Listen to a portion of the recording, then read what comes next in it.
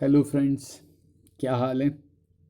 I hope आप लोग ठीक होंगे, पढ़ रहे होंगे। सबसे मुद्दे की बात यह है कि पढ़ रहे होंगे। तो जैसे मैंने वादा किया था कि जो एसएससी सिलेक्शन पोस्ट में कुछ क्वेश्चंस आए हैं और जिसके बाद यूट्यूब के मार्केट पे ये बात आ रही है, मार्केट गर्म है कि पैटर्न बदल गया है। जबकि हुआ यही है कि थोड़ा बहुत चेंजेस आए हैं जो हर साल आते हैं। तो उस पे चलिए कुछ क्वेश्चंस करेंगे आज। वादा किया था आपसे तो याद आया वो गाना के जो वादा किया वो निभाना पड़ेगा। रोके खुदाई, रोके ज़माना चाहे रोके खुदाई, तुमको आना पड़ेगा।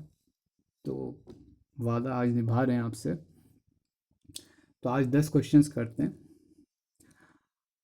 और आपको समझ में आएगा कि अगर आपका कॉन्सेप्ट क्लियर है सेंटेंस इम्प्रूवमेंट के अंदर, करेक्ट सेंटेंस पहचानने का, अगर आपके कॉन्सेप्ट ग्रामर के सही हैं तो आपको ज़्यादा प्रॉब्लम नहीं आती है। ठीक है। तो जैसे स्प्राइट का ऐड है कि सीधी बात नो बकवास। तो सीधे चलिए क्वेश्चंस पे आ जाते हैं, क्वेश्चंस करते हैं, तब समझ में आएगी मेरी बात कि मैं हवाई बातें नहीं करता, बात में कुछ ना कुछ दम होता है। देखिए पहला क्वेश्चन है, क्वेश्चंस जितने भी हैं डायरेक्शन ऑफ क्वेश्चंस यही है कि 4 सेंटेंसेस लिखे हुए ऑलमोस्ट आपको सेम से ही लगेंगे और हैं भी, बस थोड़ा सा फ़र्क है जिसकी वजह से इनमें से सिर्फ एक फॉर्म जो है वो करेक्ट फॉर्म है, अदरवाइज बाकी 3 इनकरेक्ट है। तो आपको बताना है कि करेक्ट वर्जन कौन सा है। तो आप जैसे देख सकते हैं sentence, I am use getting up late in the morning, I am use to getting up late in the morning, I am use to get up late in the morning, I am use to getting up lately in the morning. तो आपको बताना है इनमें से सही कौन सा है। तो देखिए अगर आप रफ ट्रांसलेशन भी कर सकें, ये मैं अपने स्टूडेंट्स को अपनी ऑफलाइन क्लासेस में भी बताता हूँ कि अगर आपको सेंटेंस ट्रांसलेट अगर कर पा रहे हैं आप अपनी मदर टंग में, ज़्यादातर लोगों की यहाँ पर हिंदी होगी, तो काफ़ी हद तक आप सॉल्व कर सकते हैं। मतलब आपको कम से कम समझ में आने लगेगा कि हो क्या रहा है, कौन सा रूल लग सकता है इस पे। तो देखिए यहाँ पर जो बात हो रही है वो हो रही है कि मैं, आई यूज, ये जो यूज आता है ये आता है जब हम, ये एक्चुअल में बात हो रही है आदत की, हैबिचुअल एक्शन की। हैबिट, हैबिट है इंसान की, मेरी, कि मैं सुबह लेट उठता हूँ। वैसे मैं तो जल्दी उठने की कोशिश करता हूँ, लेकिन चलिए मान लेते हैं लेट उठ रहा हूँ मैं।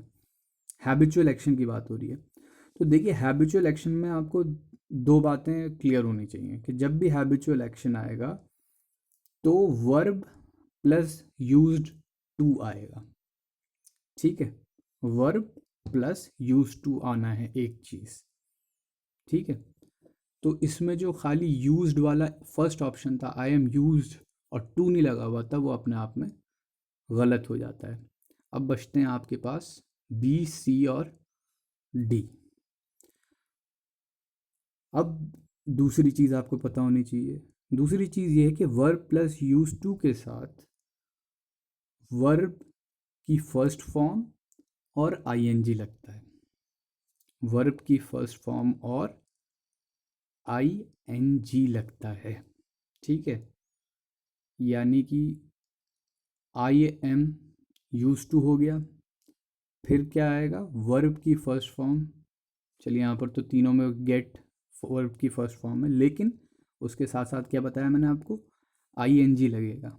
तो I am use to getting up, get up नहीं हो सकता, भले ही इसमें टू था, लेकिन गेटिंग आई एन जी नहीं है, इसकी वजह से सी ऑप्शन कट गया। तो ए ऑप्शन आपका कट गया, सी ऑप्शन आपका कट गया। बचता कौन सा ऑप्शन है, बी और डी। तो बी और डी में सब कुछ सेम है, सिर्फ एक फ़र्क है कि बी में लेट लिखा हुआ है और डी में लेटली लिखा हुआ है। तो देखिए गेटिंग अप लेट का मतलब होता है देर से उठना, ठीक है। और लेटली का मतलब क्या होता है? लेटली का मतलब लेट से नहीं होता। लेटली का मतलब होता है रिसेंटली या हाल ही में। इसको समझिए, हाल ही में। तो लेटली सेंस नहीं बनाता बिल्कुल भी यहाँ पर। यानी कि यहाँ पर क्या सही होगा? Option B, B for bat. कैसे?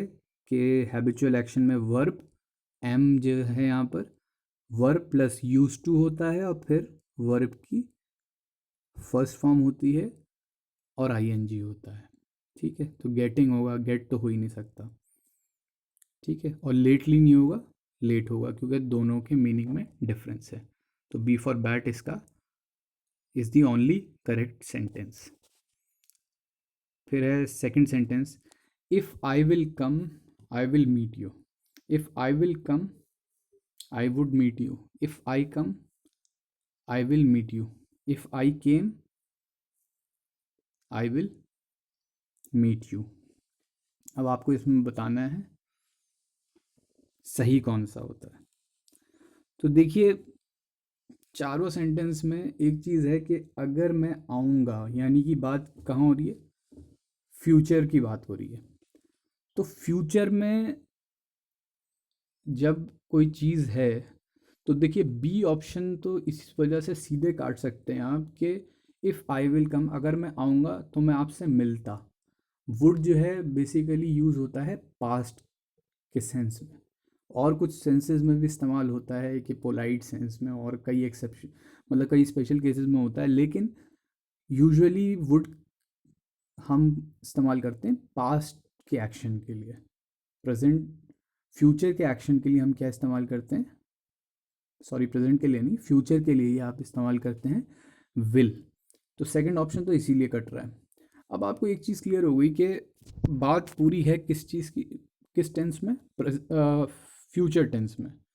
और दोनों चीज़ें जो हैं रिलेटेड हैं, मेरा आना और मेरा आपसे मिलना। If I will come I will meet you, ठीक है। मतलब अगर मैं आऊँगा तो आपसे मिलूँगा। तो इसमें आपको एक रूल याद रखना है, और वो रूल बहुत फेमस सा रूल है हमारी इंग्लिश के अंदर। और वो ये है कि अगर दो एक्शंस फ्यूचर में वन आफ्टर द अदर होते हैं, if two actions take place in future one after the other, तो और मतलब पहला एक्शन दूसरे एक्शन पर डिपेंड करे। तो पहला एक्शन ऑब्वियसली यहाँ पर दो एक्शंस हैं, तो पहला दूसरा कोई भी सीक्वेंस के हिसाब से आप मान लें, तो the first action will be in simple present, ठीक है। And the second action will be in simple future tense. पहला किस में होगा? सिंपल प्रेजेंट में। दूसरा किस में होगा? सिंपल फ्यूचर में। तो इफ़ आई केम नहीं होगा, केम तो पास्ट की चीज़ हो गई। If I come simple present, I will meet you simple future. तो ऑप्शन सी, ठीक है।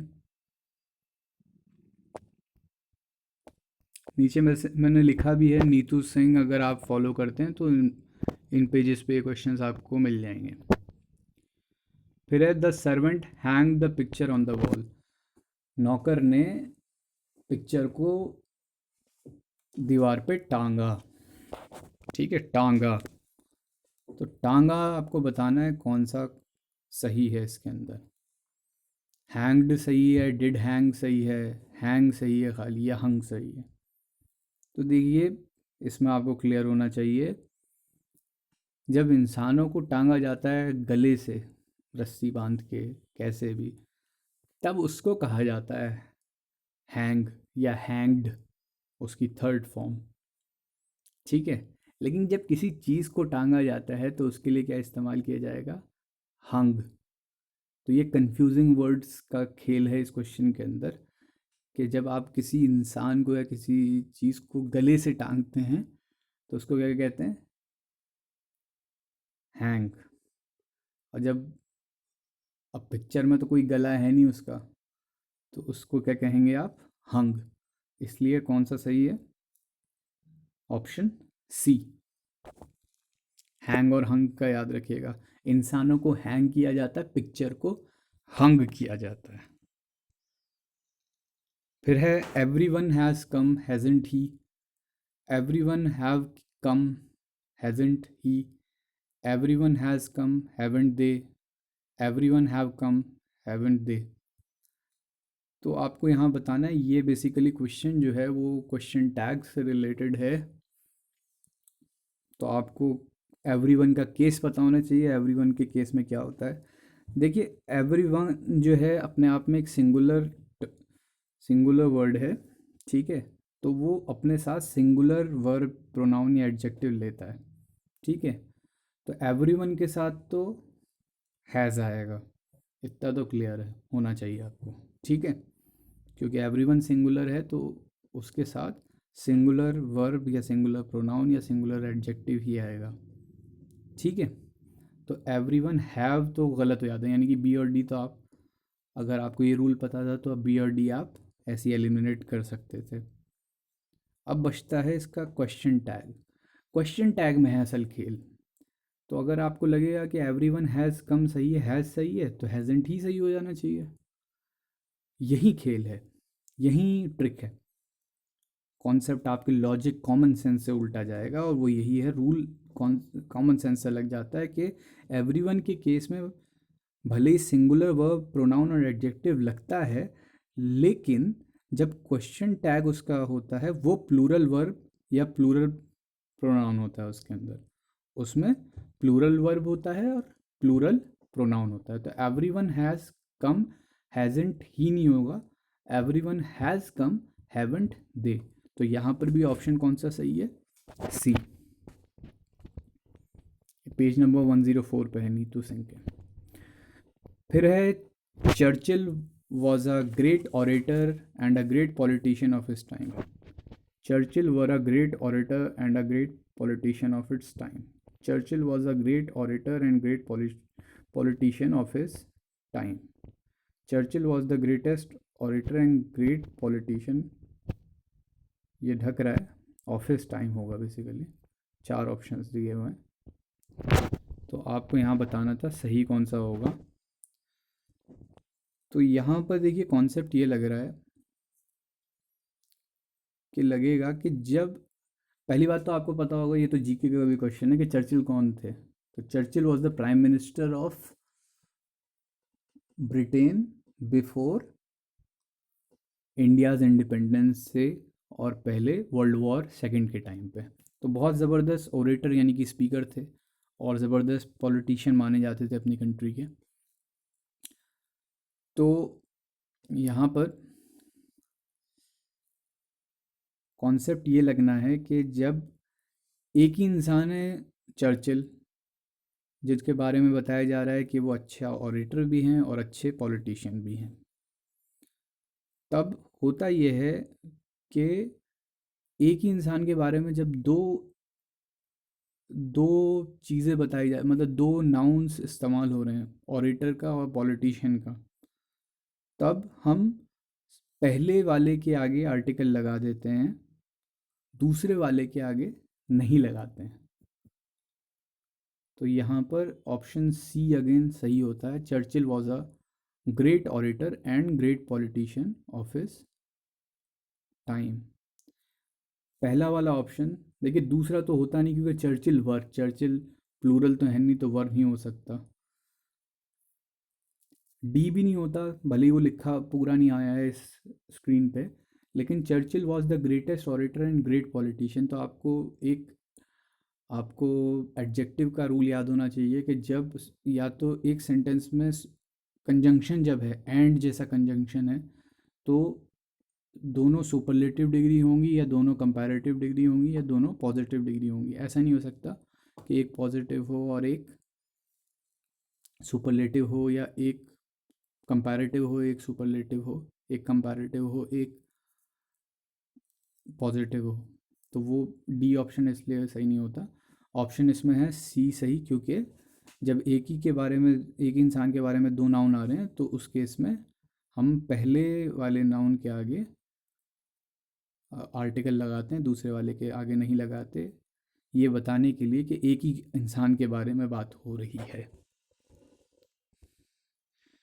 फिर आपको बताना है the number of boys are 50, the numbers of boy is 50, the numbers of boy are 50, the number of boys is 50।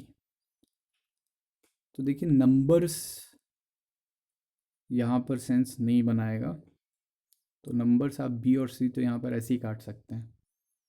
अब बचता है ए और D. The number of boys are 50, the boys are 50 number होता तब तो are आता, लेकिन जब नंबर ऑफ बॉयज़ हो गया तो द नंबर ऑफ जो फ्रेज़ है बॉयज़ से पहले वो क्या है, अपने आप में सिंगुलर है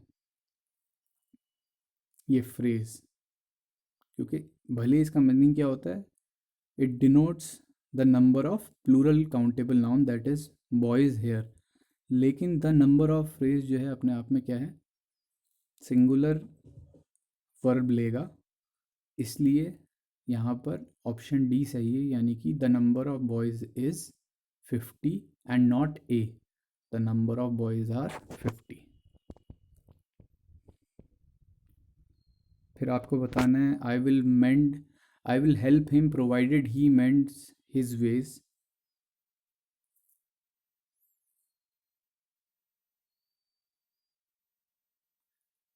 या I would help him provided he will mends his ways, या फिर I will help him provided he will mend his ways, या I will help him provided he mend his veg.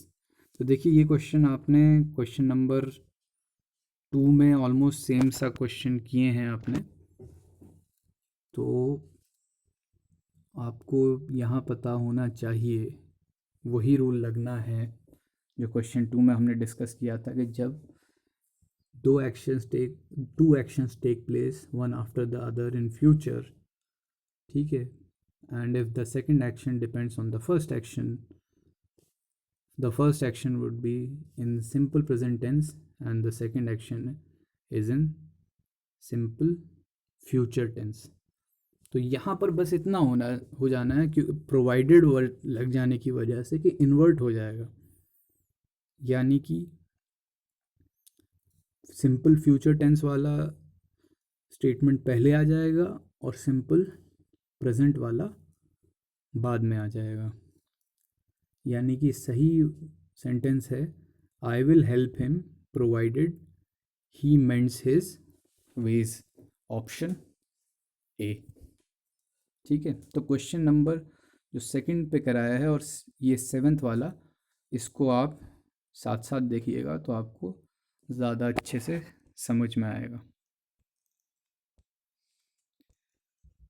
फिर है he invited me on tea, he invited me for tea, he invited me to tea, he invited me at tea. तो आपको बताना था कि इसमें से सही कौन सा होगा। तो देखिए सिर्फ प्रीपोजिशन से खेला है इस क्वेश्चन के अंदर, आपको बताना है करेक्ट प्रीपोजिशन कौन सा रहेगा। तो बहुत से लोग कंफ्यूज हो सकते हैं ही इनवाइटेड मी एट टी में या ऑन में या फॉर में, लेकिन इसमें सही कौन सा प्रीपोजिशन होगा, वो होगा ऑप्शन सी वाला to, he invited me to tea, क्योंकि इसके साथ इनवाइटेड मी के साथ टू लगेगा, करेक्ट प्रीपोजिशन यूज़ है बेसिकली ये। फिर है I run faster than him, I run faster than he, I run faster to him, I run faster to he. तो देखिए कंपैरेटिव डिग्री है तो पहली चीज़ तो ये क्लियर रखिए कि जब कंपैरेटिव डिग्री है तो टू नहीं, देन लगेगा। ठीक है। प्रेफर के केस में अलग चीज़ है, लेकिन कंपैरेटिव डिग्री के केस में आप देन लगाएंगे।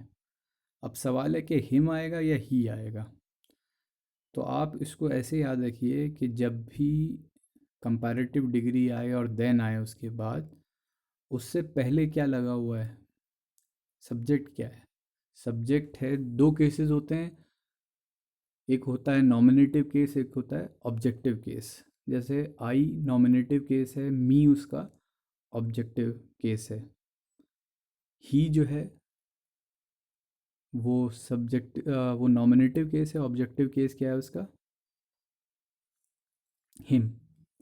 तो उसी तरीके से आई नॉमिनेटिव केस है, तो याद रखिए कि जब नॉमिनेटिव केस आएगा उसका कंपैरिजन होगा तो वो नॉमिनेटिव केस के साथ ही होगा।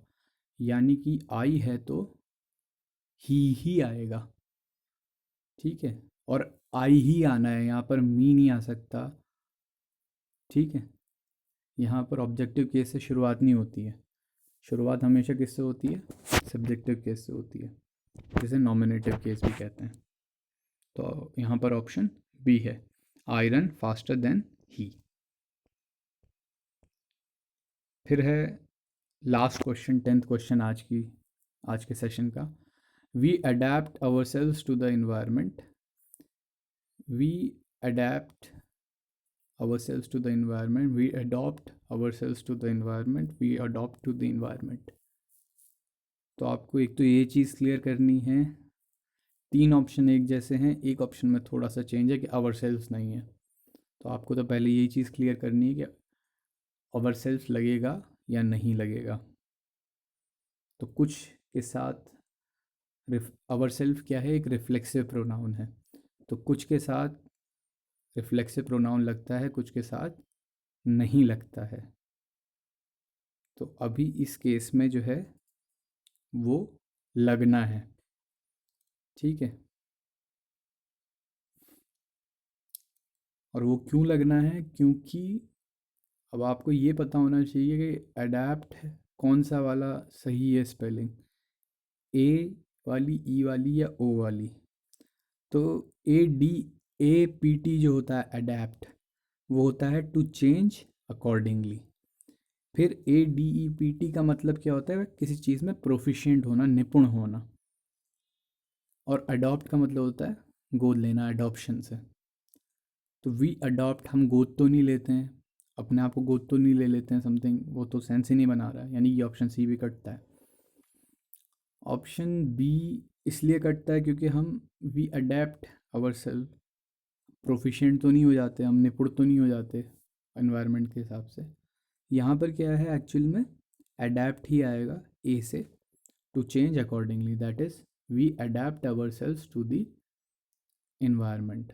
तो अडॉप्ट अडॉप्ट तो सी और डी तो वैसे ही कट जाना चाहिए था, बचता ए और बी। और अगर आपको एग्जैक्ट मीनिंग्स पता होती तो आपके लिए क्वेश्चन आसान होता, और ऑप्शन आप देखते ही पढ़ते ही ए अडेप्ट लगा लेते। तो इस तरीके से आज हमने 10 क्वेश्चंस डिस्कस किए हैं। आई होप आपको समझ में आएगा मेरी ये क्वेश्चंस करके, और आने वाले दिनों में हम और प्रैक्टिस करेंगे तो मुझे उम्मीद है कि आपका कॉन्फिडेंस बढ़ेगा और आप घबराएंगे नहीं। और देखिए, लास्ट में मैं यही कहूँगा कि ये चेंज लाने, अगर इस तरह के क्वेश्चन आते हैं तो उनका पर्पज़ ये नहीं होता कि वो आपको ये, मतलब आपकी ग्रामर बहुत ज़्यादा टेस्ट करेंगे। इस तरह के क्वेश्चन आपकी ग्रामर बहुत ज़्यादा उतना ही टेस्ट करेंगे ऑलमोस्ट जितना नॉर्मल सेट पैटर्न कर रहा होता था पहले का। लेकिन यहाँ पर एक चीज़ जो एडिशनल हो जाती है वो ये है कि आपका टाइम ज़्यादा लगता है, क्योंकि आपको एक एक सेंटेंस प्रॉपरली पढ़ना पड़ता है, कई बार 2-3 बार पढ़ना पड़ता है, याद रखने के लिए एकदम से क्लिक नहीं करता रूल, या गलती पकड़ में नहीं आती एकदम से। तो इसकी प्रैक्टिस कीजिए, प्रैक्टिस करेंगे तो आपके लिए आसान हो जाएगी वही चीज़। प्रैक्टिस नहीं करके जाएंगे एग्ज़ाम में, पहली बार देखेंगे तो वहाँ पर तो बहुत घबराएंगे, फिर वही हाल हो जाएगा। देख लीजिएगा पुराने, जो नए हैं वो कोई भी डिस्कशन देख लीजिएगा यूट्यूब पे, जो 2017 के मैथ्स के पेपर हुए थे टीयर टू के, कैसी हालत लोगों की ख़राब हुई थी कि जब पैटर्न बदला था। तो बस यही होता है कि जब पैटर्न बदलता है तो आपकी प्रैक्टिस नहीं होती है, तो आपको घबराहट होती है, क्योंकि एग्ज़ाम में आप एकदम से नया नहीं कर पाते हैं, नई चीज़ पे आपका दिमाग नहीं चल पाता है। आपने जो प्रैक्टिस की होती है उसी पे आपका ज़्यादा दिमाग चलता है। तो इसलिए अभी से प्रैक्टिस करते रहिए, क्वेश्चंस इस तरह के क्वेश्चंस को करते रहिए, दोहराते रहिए, और आपके लिए ये सेक्शन, ये चेंजेस जो एसएससी अगर लाती है तो आप तैयार रहेंगे उस चीज़ के लिए। ओके, तो फ़िलहाल के लिए I am signing off. Have a nice day.